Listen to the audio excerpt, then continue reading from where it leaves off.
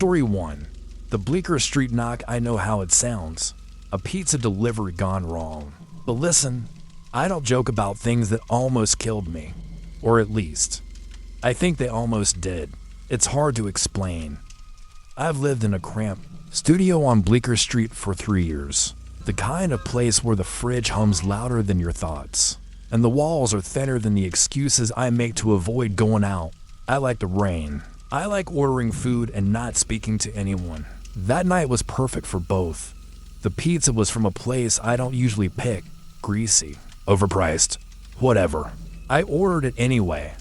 Watching the drizzle streak down the window made me feel weirdly nostalgic. 23 minutes later, I got the confirmation ping. Your order is arriving. Standard. But then no knock, no footsteps, no jingle of the elevator. Just quiet. I checked the hallway camera from my phone. The cheap kind the landlord installed after a break-in last year. The footage was strange. The elevator hadn't moved. But the hallway, it was blurry. Like fog on the lens. Except there's no way fog should be inside a building. And something else. Motion. Tiny flickers. I squinted and paused the video. There were faces. Dozens of them. Standing motionless, all facing my door. Not one matched the delivery guy's profile photo from the app. I stared at the screen, expecting some glitch. Maybe a corrupted video stream. I even restarted the app. Same thing. Still there. The figures weren't moving, but the image kept distorting like static, their outlines pulsing, melting into each other. Then the intercom buzzed. A harsh, broken sound. I walked over, pressed the speaker button. Nothing at first. Then whispers, fast, panicked, like someone was talking too close to the mic. Don't open, it said. They're bringing the pizza. Don't let them in. I didn't reply, just stared at the speaker like it might explain itself. The whisper had sounded so close, like whoever was speaking was inside the wall. I wanted to think it was a prank. Maybe some neighbors messing around. But Bleecker Street isn't exactly social. I barely know the guy next door, and he's either asleep or high all the time. I stood still, trying not to breathe aloud. Then the intercom buzzed again. Same voice, more frantic. They know you saw. Don't open. They need you to open. I backed away from the door, half expecting a knock just to spite me. But nothing came. Just the sound of rain, muffled through concrete. I checked the security cam again. The hallway was empty now, totally clear. No fog, no faces. I sighed, almost laughed. Maybe I was just tired. Maybe the footage had been from another time. A glitch, a timestamp error. I was about to grab my keys and go down myself, get the food and prove I wasn't losing it. But the app had updated. The app didn't show delivered anymore. It said, in red text I'd never seen before, driver is entered zone. Do not engage. I blinked. What zone? There was no GPS overlay, no driver name, no contact button, just that line flashing. The rain outside got heavier, and I noticed my phone screen dimming slightly. Not the brightness setting, but like something was overlaying it, almost like the shadow. I wiped the screen. Nothing changed. Then the app closed by itself. Not crashed, closed. I didn't touch anything. It just faded out like someone had remotely terminated it. I opened it again. Back to the home page. My order, gone. No history, no receipt, no trace. And yet, I still hadn't eaten. I turned toward the door again, half expecting it to be open. It wasn't, but something was on the floor, just under the crack. A slice of greasy paper, folded like a receipt. I knelt down. My hands were shaking, but I slid the folded paper toward me.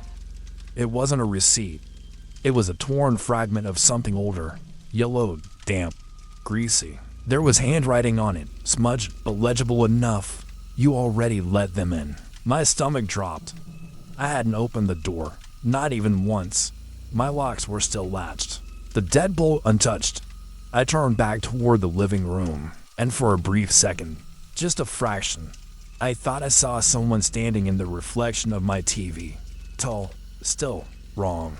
I shouted, out of instinct, fear. Whatever I saw was gone by the time I turned. I grabbed the nearest thing I could hold, my heavy lamp, and backed into the corner.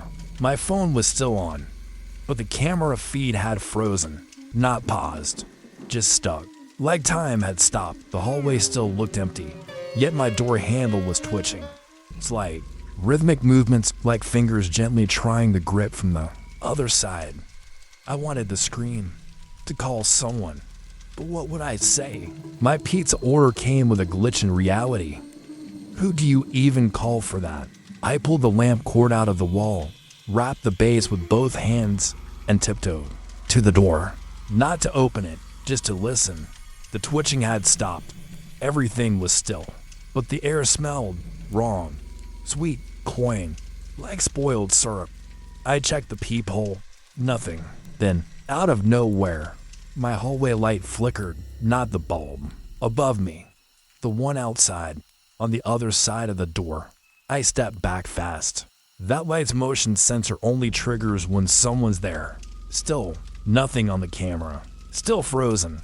Still lying. I finally tried to speak into the intercom. Again, my voice came out thin. Hello. Who's there? For a second, I swore I heard breathing. Not mine. Slower. Heavier. Then, just one word. Repeat. I asked again. Who are you? Silence. I felt my chest tighten. I repeated myself. The voice returned, mimicking me perfectly. Not just the words, the tone, the hesitation, the rhythm. It was me. It was my voice.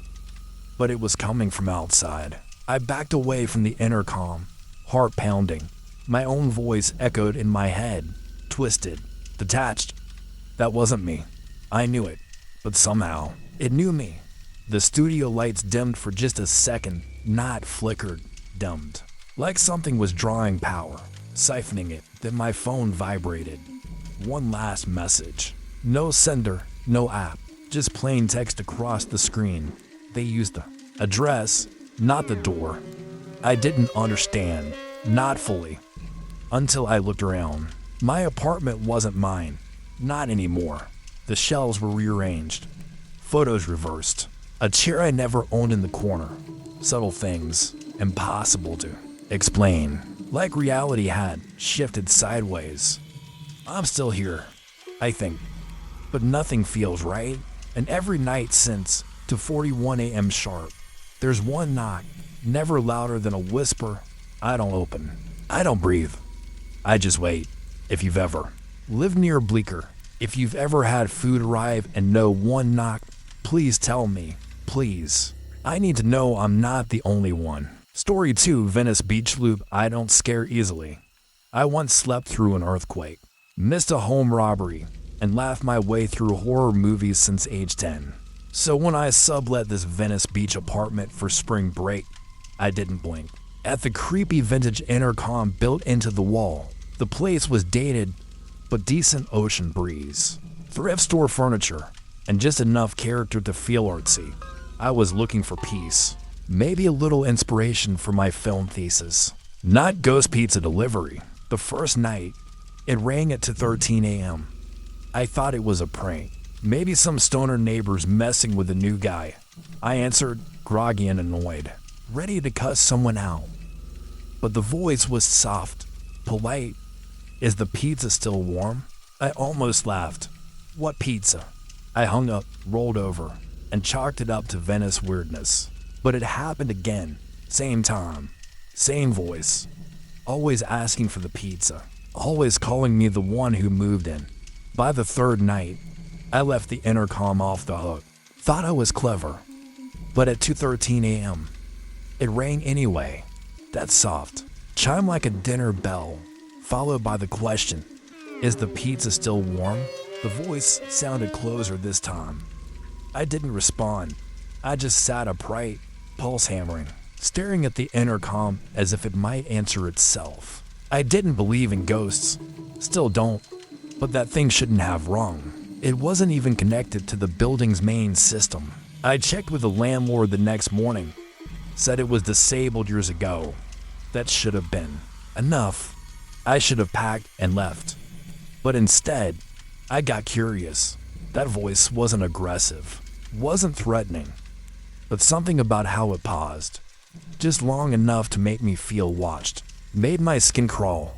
I dug into the apartment's rental history, half expecting some scandalous love triangle or creepy landlord secret. What I found instead was a name: Tyler Keene, 24, film student like me, lived here last spring, and then nothing. No forwarding address, no school record after March, just vanished. I tracked down an old raw from his dorm. Guy barely remembered Tyler. Said he was quiet, stayed in his room a lot. Typical recluse artist. But then he mentioned something weird. Tyler used to carry around a pizza box, like everywhere. Not eating it, just holding it. Even brought it to lectures. I laughed at the absurdity. Figured maybe he was doing a performance piece. But then I found the footage. Building management had old surveillance archives. April 17th, 2:08 a.m., Tyler walked in, pizza box in hand, and never came back out. I watched the clip on loop. No jump cuts, no exits. Just Tyler entering the lobby, pausing at the intercom, pressing a button, and walking into the elevator. That's it. No other angles, no follow-up. The front desk guy shrugged, said sometimes the cameras glitch. But it didn't feel like a glitch. I started feeling watched, like someone was standing right behind me, breathing slow and steady.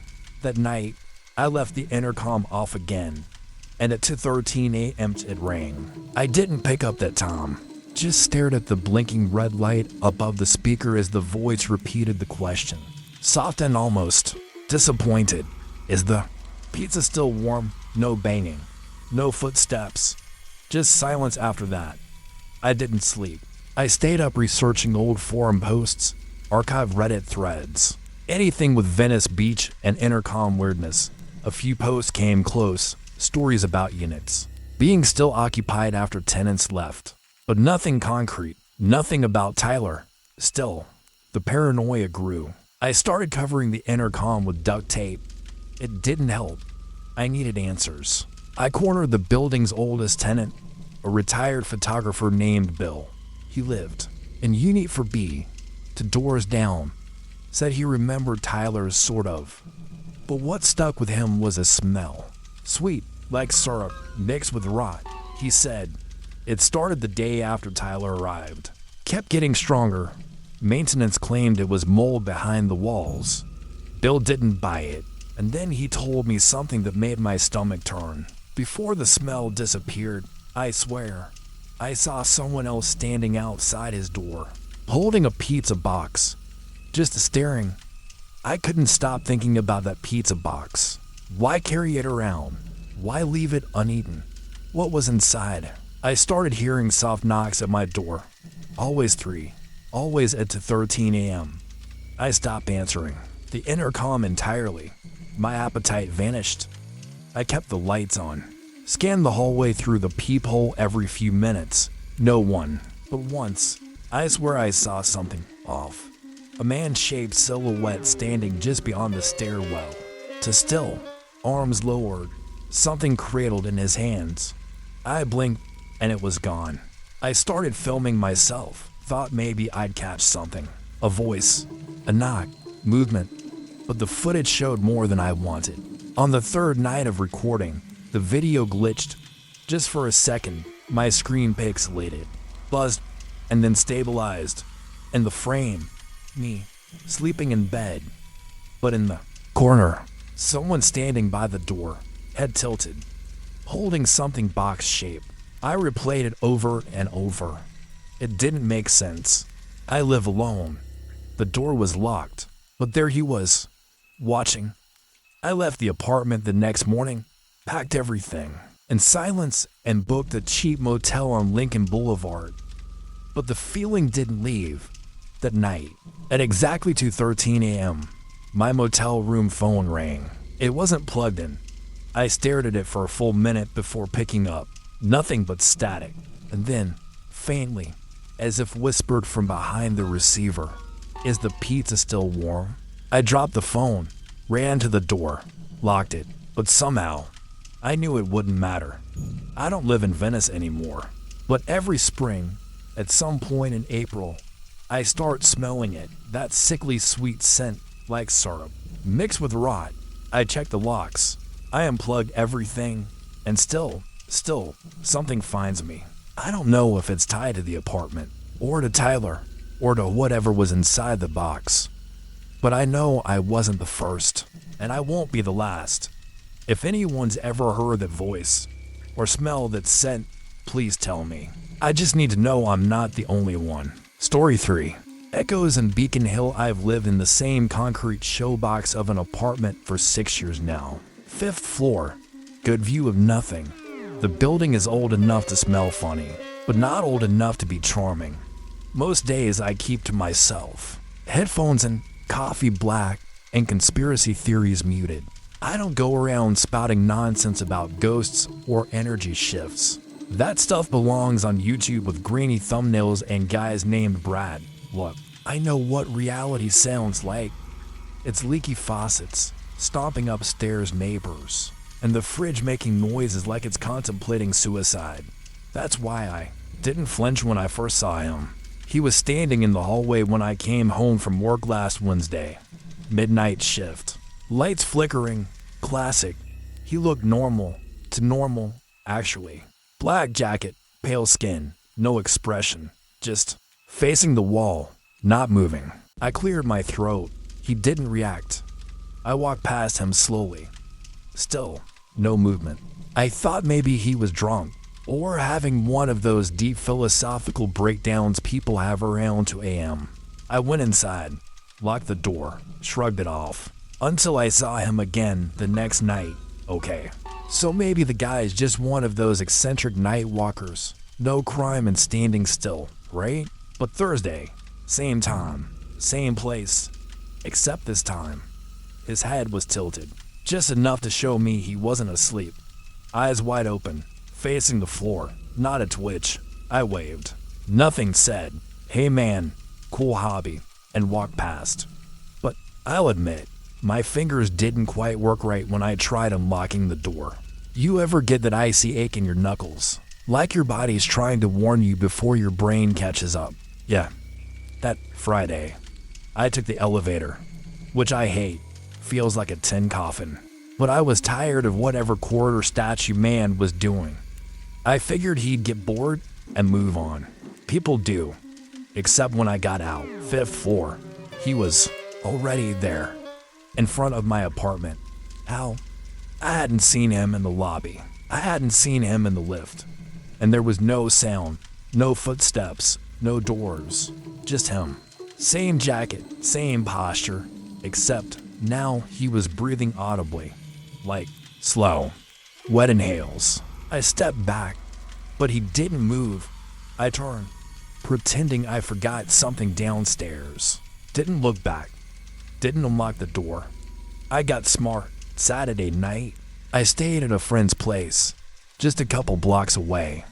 But it felt like another planet, clean walls, real sunlight, no hallway creepers.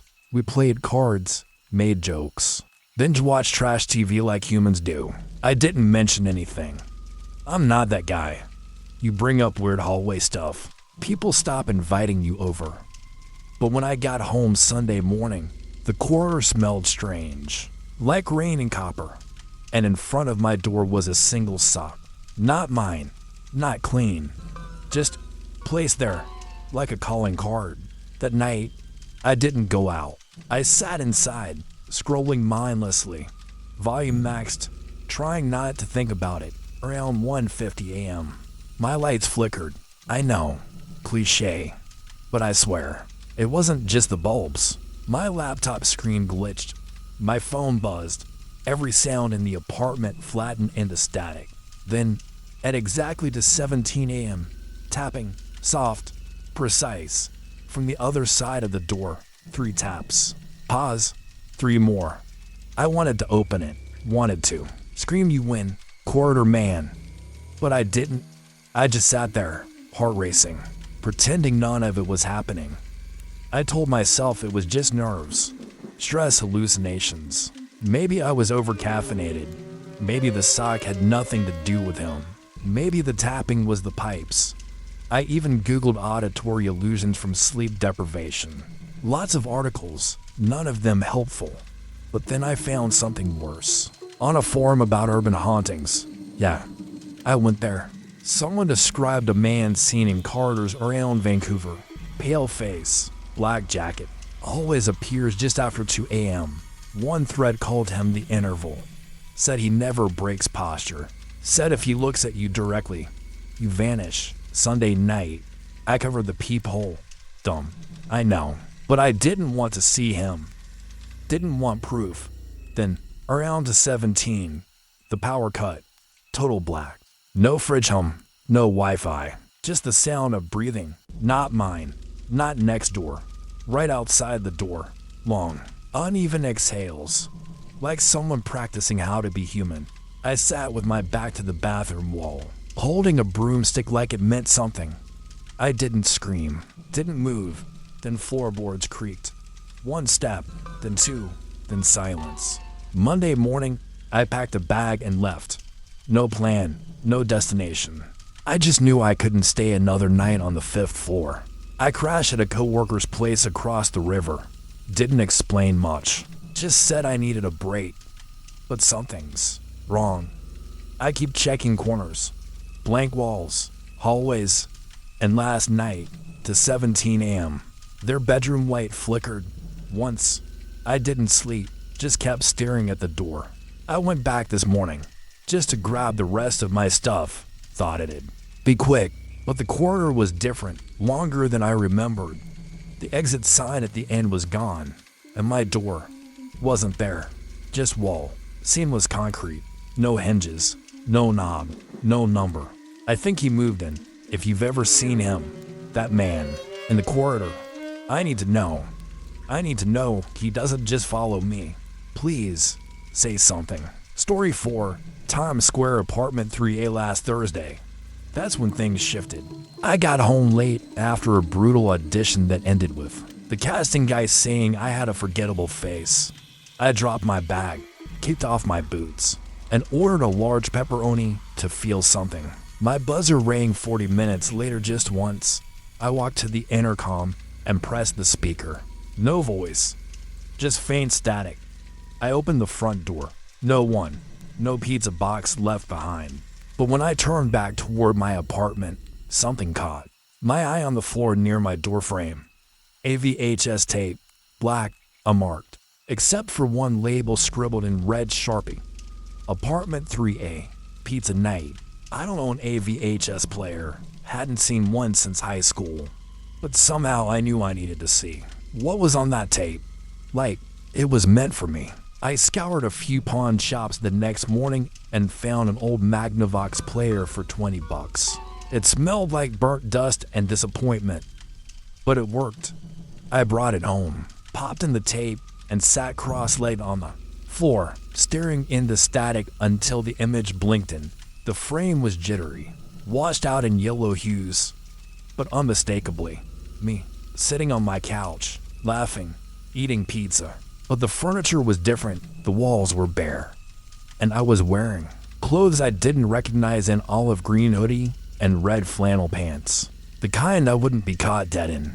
The timestamp in the corner said March 8th, 11:43 p.m., a full 3 weeks before I'd moved into apartment 3A. My heart was a slow drumbeat in my chest, but I kept watching. I took a bite of pizza, leaned back, and then turned staring straight at the camera. Not like I noticed it, more like I knew it was there. I smiled at it, held up a slice, and then said, clear as day, best pizza in the city. Glad you came back. I rewound the tape and watched it again. Every gesture, every blink felt eerily familiar, but slightly off, like watching a mimic with just a 2% lag in soul. When I said glad you came back, my voice sounded more confident than I've ever been. I didn't just look like me, I looked better, cleaner, like I'd shed whatever weight I've been dragging since college. And yet, I felt no comfort. The tape kept playing.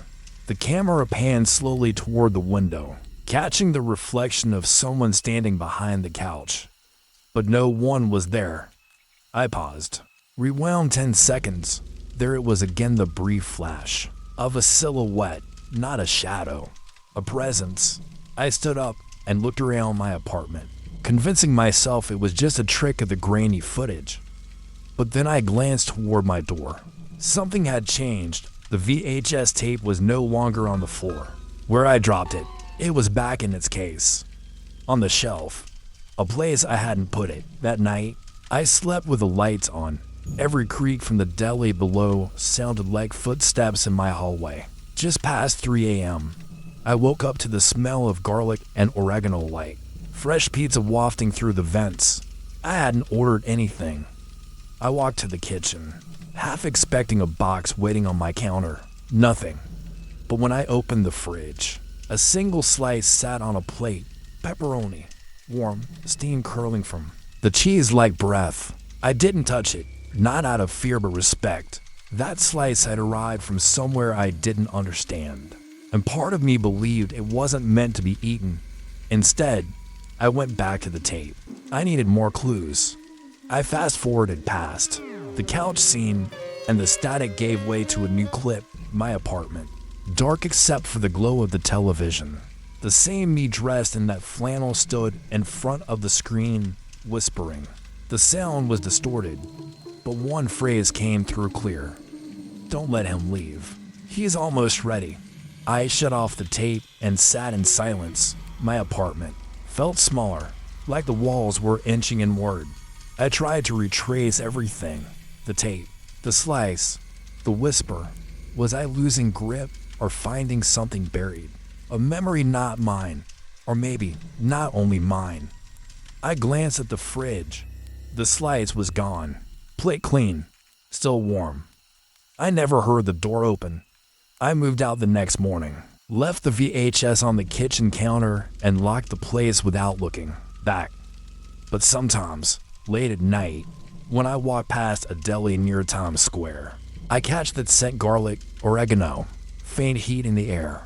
And once, just once, I swear I heard a voice through the intercom buzz from an alley wall. The pizza is still warm. Come back. A week after I moved out, I got a package at my new place. No return address. Inside was a blank VHS tape and a single note. You left too soon. I stared at it for hours, unsure if it was a prank, a curse, or something worse, a second invitation. That night, I dreamt of apartment 3A with the walls stripped to bone. A dozen versions of me sitting in silence, around a cold pizza box. Sometimes I wonder if the tape was more than an echo, maybe a map, not to a place, but to a version of myself I abandoned or never became. Something in that apartment wants you to stay. And if you watch long enough, you might forget which version you are. I never played the new tape, but I didn't throw it away either. It's there in my closet, waiting. Story 5. Chicago's vanishing delivery. The snow had just started falling when the knock came for slow taps. Deliberate, confident. I wasn't expecting anyone, especially not at midnight. I peeked through the peephole. No one. But a pizza box sat neatly on the floor, steaming. No label, no receipt, no footsteps. I hadn't ordered anything. I hadn't eaten since noon. Against better judgment, I brought it in. Inside, the pizza looked normal. Pepperoni, extra cheese, still warm. I picked up a slice and paused.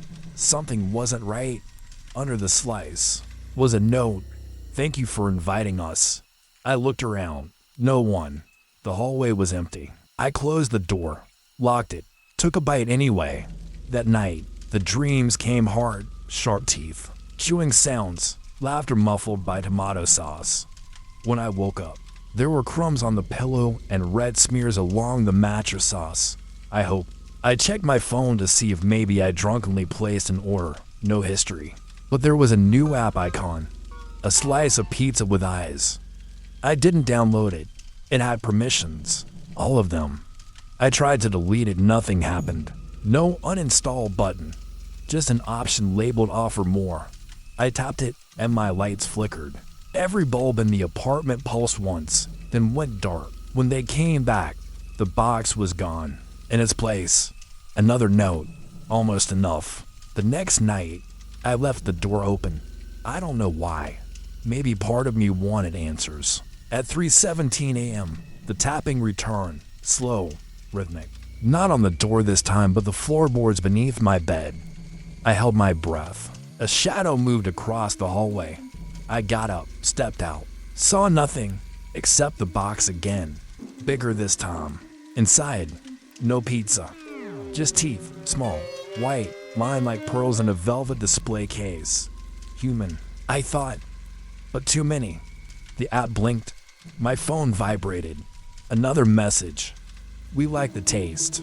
That's when I noticed my fingertips were raw, bitten. I hadn't realized I'd been chewing them in my sleep. The stairwell was supposed to be locked from inside past 10 p.m. It was 10:32. I pushed the door open and peered down the steps, bare concrete slick with melting snow. A trail. Footprints, barefoot, leading up. I followed the prints downward. A few steps. They ended at the 16th floor landing. No return tracks. Just prints going up. I climbed back to my floor, heart punching through my ribs. Back in my unit, I checked the delivery app. No order history. I looked up the pizzeria gone. Domain expired. Reviews wiped. I tried calling, but the number gave me a weird tone. Not even a busy signal. That's when my phone vibrated. A notification, just a single line of text. We're still hungry. No sender, no app listed. Just a message. And it disappeared as soon as I touched the screen. I locked every door, bolted the windows, and shut the blinds. Sleep wasn't happening. So I killed the lights and sat in the dark, listening. Then, as if waiting for the silence to get deep enough, the sound arrived, tapping. Not at the door, but inside the walls. It traveled left, to right, up and down like something tracing the blueprint of my apartment from within. I pressed my ear to the drywall, and the tapping stopped. I whispered, "Hello." Nothing.